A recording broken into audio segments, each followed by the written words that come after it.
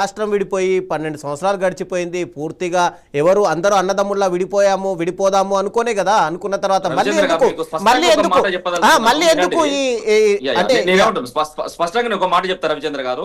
మేము పవన్ కళ్యాణ్ గారిని ప్రజాస్వామ్యబద్ధంగా ఖచ్చితంగా ఆహ్వానిస్తాం. ఈ రాష్ట్రంలో ఈ దేశంలో రాజ్యాంగబద్ధంగా పార్టీలు పెట్టుకునేటువంటి హక్కు ప్రతి ఒక్కరికి ఉన్నది. వాళ్ళని స్వాగతిస్తాం. వాళ్ళు ఇక్కడ వచ్చి పోటీ చేయొచ్చు, ప్రజల ఆమోదం ఉంటే గెలవచ్చు, ప్రజా ఆమోదం లేకపోతే తిరస్కరించవచ్చు.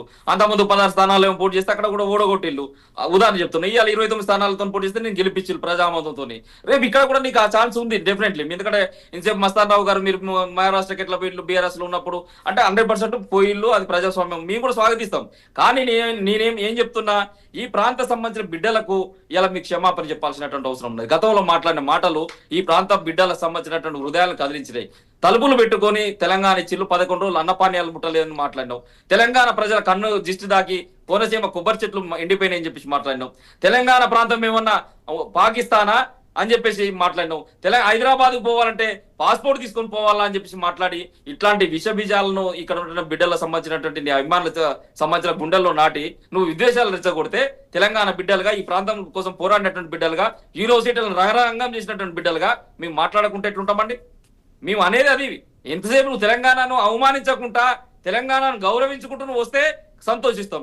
ఇలా గద్దర్కు నేను కారు కొనిచ్చినా అని అంటాడు. బహిరంగంగా ఒక పెద్ద మనిషికి ఆ విధంగా చెప్తే చెప్పొచ్చా? ఇలా నీ ప్రాంతంలో కూడా ఉదు తుఫాన్లు వస్తే మేము కూడా వరద సాయం చేసినాం కదా. బడి పిల్లల కాంచెలు నీకు చందాలేసిల్లు కదా. బట్టలు కాలిపోయి, ఇల్లు కాలిపోయి ఈ తెలంగాణ ప్రాంతానికి కట్టుబట్టలతో వచ్చినప్పుడు కూడా మేము మా బిడ్డలందరూ కూడా ఆదుకున్నారు కదా, హక్కులు చేర్చుకున్నారు కదా తెలంగాణ ప్రజలు. ఇలా నువ్వు ఇలా సాయం చేసే పొజిషన్కి వచ్చినావంటే నా నైజాం ప్రాంతమే కదా ఇలా నీకు అంత ధనాన్ని ఇచ్చింది, అంత సంపదనిచ్చింది. ఇలా తెలంగాణ ప్రాంతాన్ని ఎట్లా మర్చిపోతుంటారు? నీ ఏమంటున్నా, ఒకరోజు చెగవేరా అంటివి, ఒకరోజు గద్దర్ అంటివి, ఒకరోజు సనాతన ధర్మం అంటివి. అసలు నువ్వు ఏ ధర్మం పైన ఉన్నావు? నీ స్టాండ్ ఏంటిది? కమ్యూనిస్ట్ స్టాండా, వామపక్షాల స్టాండ్ పైన ఉన్నవా, ఎర్రజెండా స్టాండ్ పైన్ ఉన్నవా, కాషాయపు బిషప్ కౌగిల్లో ఉన్నవా, సెక్యులరిస్టువా, లేదు హిందూ? ఏదో చెప్పాల్సిన బాధ్యత ఉంది.